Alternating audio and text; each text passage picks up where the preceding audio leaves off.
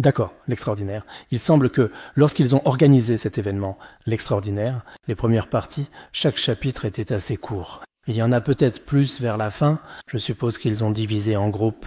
Les groupes de la fin ont écrit un peu plus, ou bien ils ont écouté davantage d'enseignements du roi du Dharma.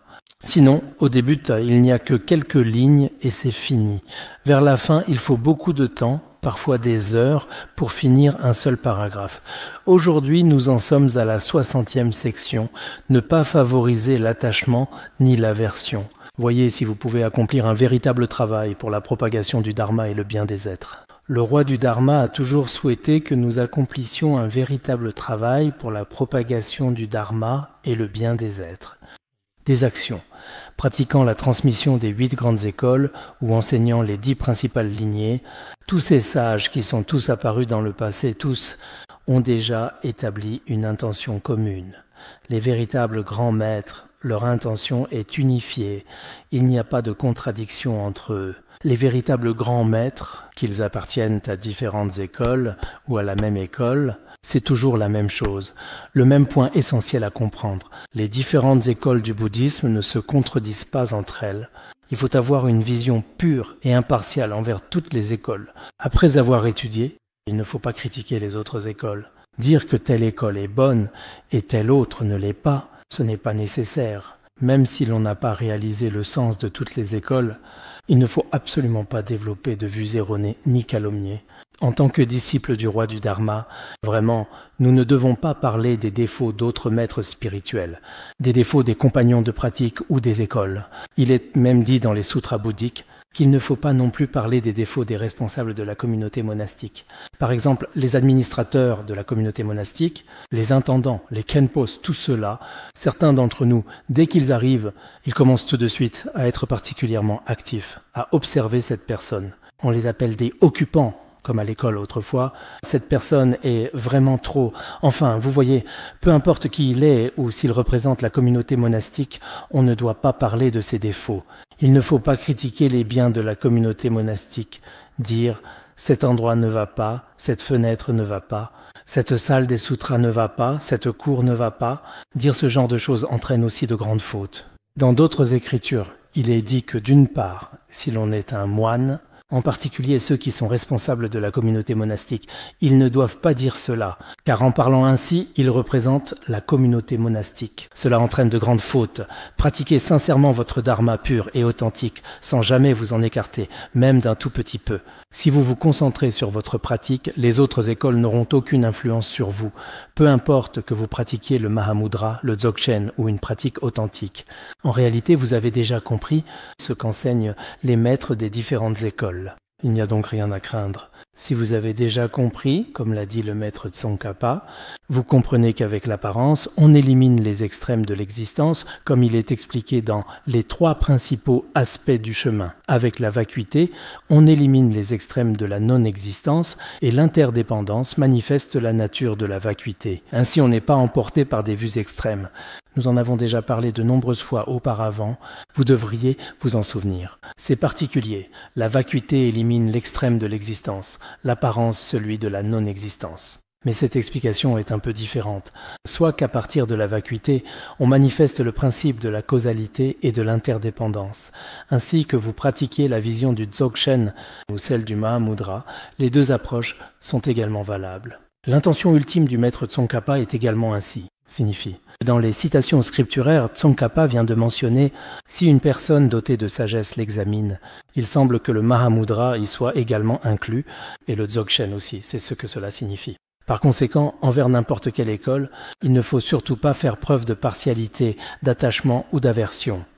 Comme l'a également dit le vénérable maître Saraha, pour moi c'est un simple jeu, mais les ignorants prennent cela pour la pure réalité. Sarah disait que beaucoup de ses actions relevaient du jeu, mais les gens ordinaires les considèrent comme réels. De nos jours, beaucoup de gens prennent les jeux pour la réalité. Beaucoup de jeunes, en jouant à des jeux, finissent par les prendre au sérieux. Certains, pour diverses raisons, parce qu'ils jouent trop aux jeux vidéo, se mettant ensuite à consommer de la drogue et autres choses du genre. Il y a quelques jours, par exemple, une personne toxicomane, un policier, a été renvoyé. C'était en Thaïlande. Après avoir été renvoyé, il n'a pas supporté la situation. Il devait, il me semble, être jugé le 7 ou à une autre date proche.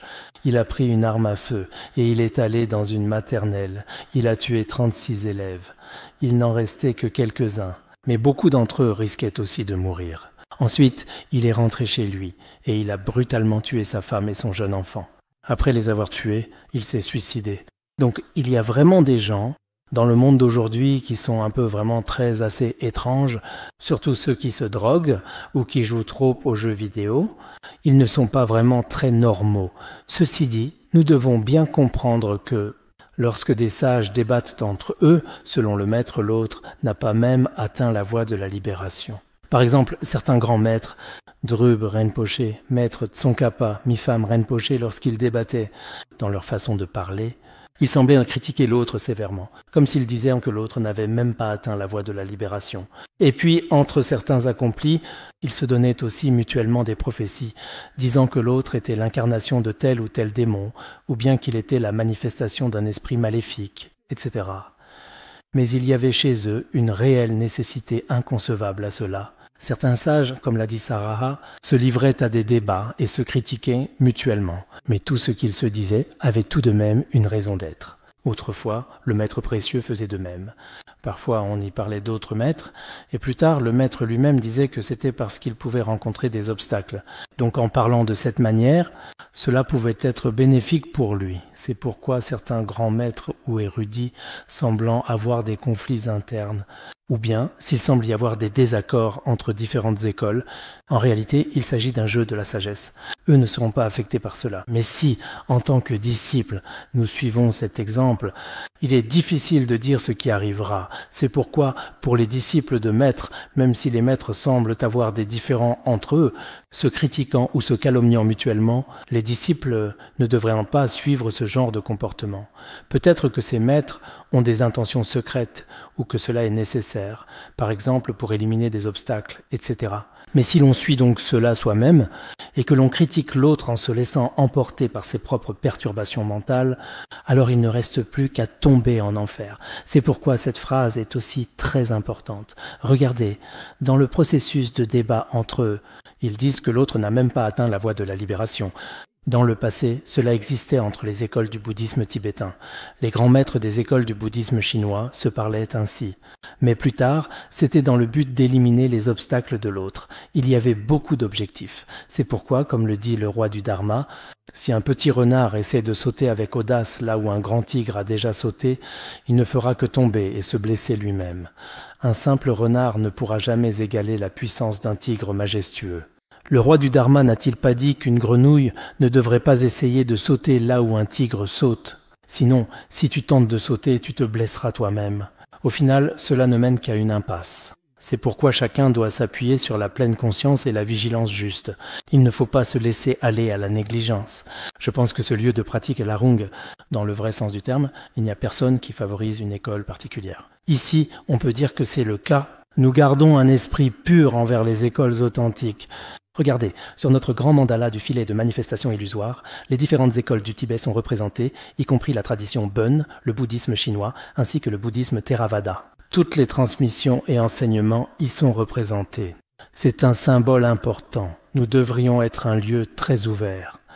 C'est pourquoi, pour nos disciples concernés, il ne faut pas dire aux autres que telle ou telle école n'est pas bonne. Ce n'est pas notre façon d'agir. Il vaut mieux éviter la calomnie. Ou vouloir discréditer les grands maîtres qui protègent la doctrine, il ne faut pas chercher à les discréditer.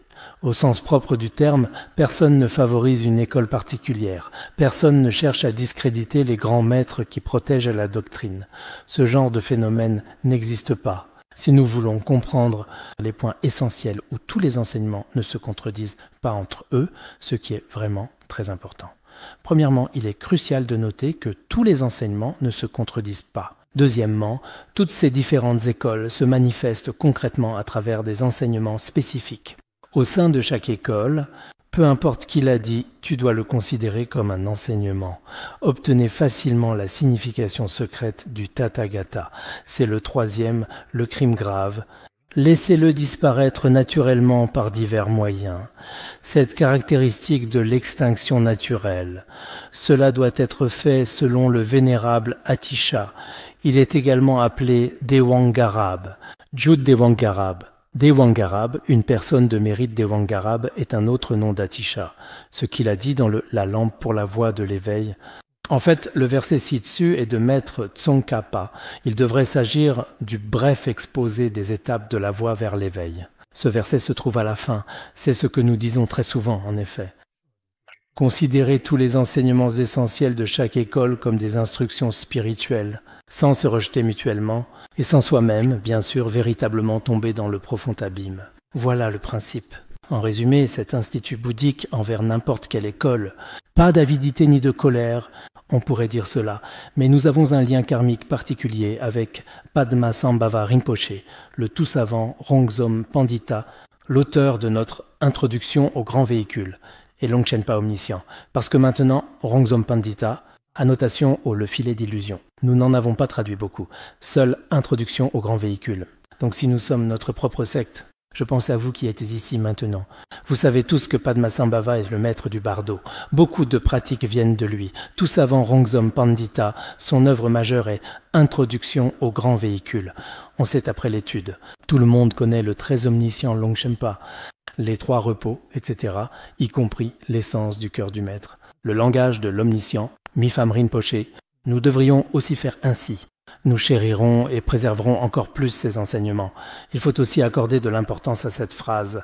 Bien que nous ne rejetions rien, cela ne veut pas dire que nous n'avons pas de position. Nous n'avons aucune opinion propre et allons partout. Tous les êtres sensibles, nos mères à travers le monde, sont des mères. Toutes les mamans du monde sont grandes et nobles. Mais notre mère a un lien plus particulier avec nous. Il faut le savoir. Sinon, on pourrait penser, il n'y a pas de différence. De toute façon, c'est pareil. Au final, on finit par tout abandonner et tout accepter sans discernement. Ce n'est pas une bonne chose. C'est parce que dans cette vie, nous sommes nés sous l'enseignement de l'école Nyingmapa. L'autre jour, lors de l'examen, quelqu'un n'a-t-il pas aussi dit cela? Il a dit « J'étudie depuis plus de 10 ans. Et ces 10 années, je les ai consacrées à l'enseignement de l'école Nyingmapa. À l'avenir, je devrais aussi pratiquer cette tradition. Je pense qu'il est nécessaire d'avoir ce genre de principe. Nous ne rejetons ni ne calomnions personne, mais cela ne veut pas dire que nous n'avons pas de principes. Nous devons tout de même avoir certains principes. De cette façon, nous recevons la bénédiction des maîtres de la lignée. C'est pareil pour n'importe quelle entreprise. En ce qui concerne une entreprise, elle possède tout de même sa propre culture d'entreprise bien établie. Mais son esprit d'ouverture et de collaboration s'étend à l'ensemble du monde des affaires. Elle a une attitude ouverte, mais elle garde tout de même ses propres principes. Elle ne se mélange pas complètement avec les autres. Donc sur ce point, chacun d'entre vous devrait aussi. Ce sont des paroles très importantes. Hier, j'ai parlé de Mipham Rinpoché et de ce que le roi du Dharma a cité, l'enseignement de Mipham Rinpoché. Plus tard, n'avons-nous pas aussi ici fait passer des examens oraux à certaines personnes? Tout cela est très important. En fait, Mipham Rinpoché a donné à Dankyu, qui était alors son disciple, à la fin du texte, traité pour dissiper les doutes de Dankyu, le verset qui dissipe tous ses doutes, dans le tout dernier verset, n'a-t-il pas clairement dit « Comme un fils suit son père », en résumé, il est dit. Ici, je t'ai déjà expliqué un peu de ce principe fondamental et essentiel. Je remarque que certains n'expliquent Mosetti pas très bien la dernière phrase. Il a simplement résumé « Je t'ai expliqué cela de manière très brève et concise ici ». Parce qu'à l'époque, avant le grand maître Mipham Rinpoché, ce Dankyu étudiait certains enseignements de l'école Gelugpa et il semblait ne pas accepter la propre lignée de Mipham Rinpoché. Il ne l'acceptait pas. Mipham Rinpoché donna cet enseignement. De nombreuses personnes, dont le roi du Dharma Jigme Phuntsok et Khenpo Depa, tous accordaient une grande importance à ces enseignements. Cela montre que nous ne sommes pas sans principes. Il faut avoir des principes. Tout comme Mipham Rinpoché, le roi du Dharma, Tous ceux qui ont un certain niveau de réalisation, qui ont un peu d'expérience dans la pratique et qui peuvent être bénéfiques aux êtres, ces maîtres-là, ont des principes. Mais nous ne rejetons pas et nous n'éprouvons pas de jalousie envers les autres. C'est quelque chose que chaque disciple doit bien se rappeler, d'accord? C'est pourquoi, à l'époque, le roi du Dharma disait, dans notre institut bouddhiste, en effet, nous avions ouvert une nouvelle classe de la lignée Kagyu. C'était tôt, peut-être que cela venait d'être mis en place.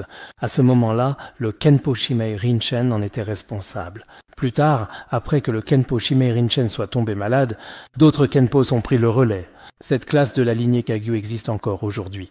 À l'époque, on pensait ouvrir des classes Gelug, Jonang d'autres lignées. Mais par la suite, aucune autre classe n'a été créée. Les disciples ayant reçu les transmissions, ceux de la lignée Kagyu. Ainsi aujourd'hui, l'enseignement de la lignée Kagyu, notre institut joue un rôle très important. De nombreux grands maîtres, tant à l'intérieur qu'à l'extérieur, remercient aussi le roi du Dharma, parce que cet endroit a formé énormément de personnes. C'est pourquoi ici, en effet, le nombre de personnes formées reste assez important. Il faut voir si, à l'extérieur, on a pu transformer des êtres sensibles. Si vraiment il n'y a pas d'être pour toi à guider, alors tu peux aller en enfer, comme le Bodhisattva Avalokiteshvara va dans les enfers pour sauver les êtres. Ce n'est absolument pas une insulte, parce qu'il n'y a plus d'endroit dans le monde humain pour sauver les êtres sensibles, mais il y en a beaucoup dans les enfers. Je le dis exprès, c'est pour apporter un peu d'aide à la lignée Kagyu. Nous souhaitons bénéficier aux enseignements de la lignée Sakya et de la lignée Gelug, des lignées Kadam, Jonang.